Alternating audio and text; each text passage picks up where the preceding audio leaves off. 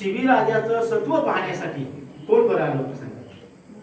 तर त्या ठिकाणी अग्निदेव आणि इंद्र, अग्नीने घेतलं कबुतराचं रूप, इंद्राने घेतलं ससानाचं. आणि तो शिबिराजा खरंच दानशूर आहे का, सत्वशील आहे का हे पाहण्यासाठी त्याचा दरबार भरला होता. थोडस सांगतो तर आपला अध्यक्ष छोटा आहे. दरबार भरला होता. शिबिराजा अगदी येणाऱ्या याचकांना दान देत होता. आणि तिथे काय झालं, तो कबूतर जो आहे तो उडत उडत आलेला आहे आणि नेमका जाऊन शिबिराजाच्या मांडीवरती बसला. तर ते त्याला पण खूप बरं वाटतं नाही का. एक पक्षी येऊन काय होते माझ्या मांडीवरती बसते, त्याला कुरवाळलं, त्याला अभय दिलं. पण ससाना आला तिथे, बहिरी ससाना म्हणजे ससाना. आणि तो काय म्हणतो, हे राजा, हे वृक्ष माझा आहे, मी त्याचा पाठलाग केलेला आहे, ते तू मला दे नाही का. शिबिराजा मग काय म्हणाला की तो माझ्या आश्रयाला आहे, आता मी त्याला तुला देऊ शकत नाही. अभय दिले त्याच्या बदल्यात तुला जे पाहिजे ते माग. राजा तो त्याला वाटलं काय मागून मागणार, मी मागून देऊणार नाही, त्याला मी अभय दिले. अरे तू काय. मग ससाला काय नको, बाकी काय नको राजा, मला फक्त तुझ्या मांडीचं मांस दे. ती गोष्ट आपण ऐकली, मला तरी थोडासा द्रमाला आपण सांगितलं काय. तर म्हणजे ठीक आहे. शिबिराजाला वाटलं आपला एक लचका काढू मांडीचा आणि देऊ. तर मग ते नाही तसं नाही, ताराजूमध्ये तोडून मोडून पाहिजे. आणि का एका याच्यात त्या कबुतराला बसवलं, कारण त्याचं ते खाद्य आहे ना. आणि त्या तेवढ्याच वाटलं त्याने मांडीचा तुकडा टाकला, एक तुकडा टाकला, वजन काही बरोबर होत नाही, ते पारड. नंतर मांडीच कापून टाकली. तो राजा तो एक लक्षात ठेवा. दान सत्व आहे, सत्व पाहण्यासाठी आहे. आणि मग शिबिराजाच्या लक्षात आलं की हे काही साधी सुधी नाही. शेवटी त्याच्या लक्षात आलं, दुसऱ्या मांडीचा मांस काढला तरी पण त्याला काही समजून होत नाही, कारण कबुतराच्या वजना एवढं द्यायचं आहे. एका पडद्यात कबूतर होता. शेवटी शिबिराजाने काय केलं, स्वतः जाऊन बसला हा मान. आणि स्वतः शिबिराजा जाऊन बसला. आणि हे जेव्हा त्यांनी पाहिलं की खरंच हा राजा दानशूर आहे, सत्वशील आहे. आणि मग ते दोघे त्यांच्या मूळ रूपामध्ये आले. मूळ रूप कुठलं ते माहिती आहे, इंद्र आणि अग्नी. आणि मग त्यांना सांगितलं की राजा, तू नावाप्रमाणे कसं आहे, सत्वशील आहे. मी त्या दिवशी उदाहरण दिलं की हरिश्चंद्र राजा सुद्धा सत्वशील होता, दानशूर होता. का असं म्हणते, अहो त्यांनी स्वप्नात दान दिलं राज्य.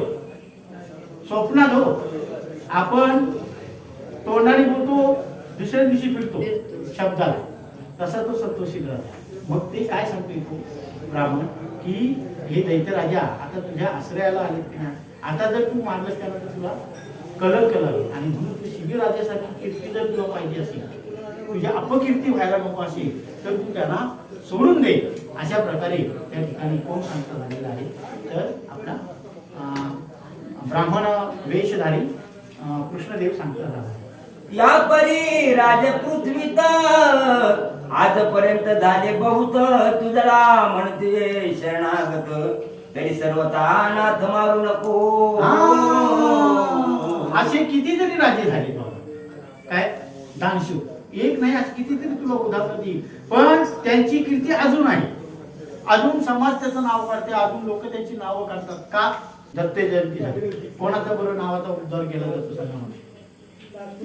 अनुसयेचं, अगदी प्रतिव्रता होती नाही का. का केलं जातं, कारण तिचं सत्व हरण करायला कोण आले होते, तिन्ही देव. तिन्ही देव ही झाली बाले झाली, तेवढं सामर्थ्य होते तिच्याकडे नाही का. कारण तिला पाहण्याची इच्छा त्यांनी काय प्रकट केली होती की लग्न अवस्थेमध्ये तू आम्हाला भोजन वाढलं की नाही. पण त्यासाठी देवानं काय व्हावं लागलं, सत्व. मग असं सत्व तुझं पण राहील, तुझी कीर्ती राहील. पण कधी तू जर यांना आता अभय दिलास तर. अशा प्रकारे या ठिकाणी ब्राह्मण त्या दैत्य राजाची समजूत काढता झाला. जेव्हा यांचे राज्य होते तेव्हा न घेतले सुळांते, आता अडवणे संन्याशांती संग्राम करा म्हणतो.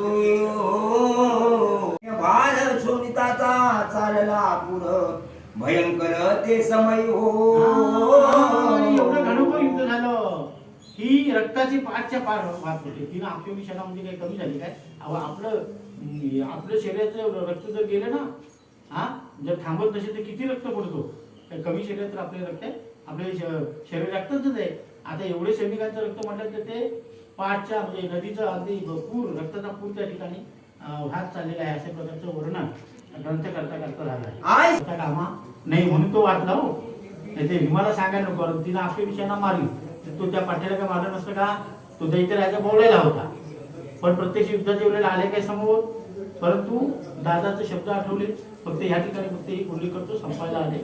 परंतु खरंच आज आपलं भाग्याचं दिन म्हणावं लागेल. त्याचं कारण असं आहे काय, बौद्ध सुकृतांची जोडी म्हणून हे विठ्ठला आलो. आले का लक्षात? ती आवड येणार आहे. आज आपल्या गावातील म्हणजे पंचक्रोशीतील उत्कृष्ट गायक त्यांना कुणी आणलं इथे? त्याने तुझं करता आणि कर्मिता. खरंच भुवांचं खरंच या ठिकाणी मी भोई परिवाराच्या वतीने धन्यवाद देते. कारण भुवांचा आवाज थोडंसं त्यांचा उल्लेख करायला पाहिजे. काय उल्लेख करायला पाहिजे? आपण म्हणतो मी कीर्तनाला बसलो, मी श्रवणाला बसलो. आपण बसलो नाही, बसवलंय आपल्याला. आपली काय आहे? पुण्यही आहे. पुण्यही आहे म्हणून बसलोय आपण. तुकाराम महाराज काय म्हणतात या ठिकाणी खऱ्या अर्थानं ते सांगत आहे, तुझी स्वतः वक्ता. तुम्हाला मी सांगतो आपला गीतेमध्ये देवाचं बोल आहे काय, परितयापाशी पांडवा मी हरपला दिवसावा जेथे नाम घोषू बरवा करीती माझा. म्हणजे घ्या हे काय सांगतो तुम्हाला मी, देवाचे बोल आहे. देवाचे बोल काय माहिती का? जिथे हरिकथा चालू आहे, जिथे श्रवणाचा भाग चालू आहे, जिथे गुरु शिष्याचा संवाद चालू आहे. अर्जुनाने विचारलं देवा तुम्हाला कुठे भेटशील, तुझा नक्की पत्ता कुठला? देवाने काय उत्तर दिलं माहिती का? काय, परितयापाशी पांडवा. हे पांडवा मी कुठे असेल? तरी तयापाशी पांडवा मी हरपला दिवसावा. म्हणजे मला जर शोधायचं असेल तर मी कुठे तुला भेटेल? जेथे नाम घोषू बरवा. म्हणजे काय? जिथे नामाचा घोष चालू आहे, कीर्तनाच्या माध्यमातून असेल, भजनाच्या माध्यमातून असेल, पोथीच्या माध्यमातून असेल, तिथे तिथे मी आहे. आता इथे आहे कोण? माधव मुकुंद आपला देव. एक लक्षात घ्या.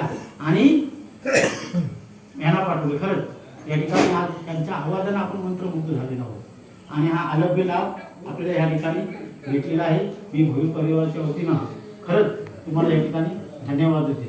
जे भेटी झाली बंधुसी राया काय सांगू त्या सुखांशी, पुढे कथा वर्तली कैसी ते सांगे नाम विष्णुदास हो. आणि अखेरी श्री द्रौपदी काय केलेली आहे? भीमाने आणून त्या दादाच्या म्हणजे सांगितलं दादा ही बघा आणली. आणि तो जो काही आनंद आहे, कारण आपलं गेलेलं रत्न पुन्हा आपल्याला गवसलेलं आहे. तिला अवधान देऊन ऐकले.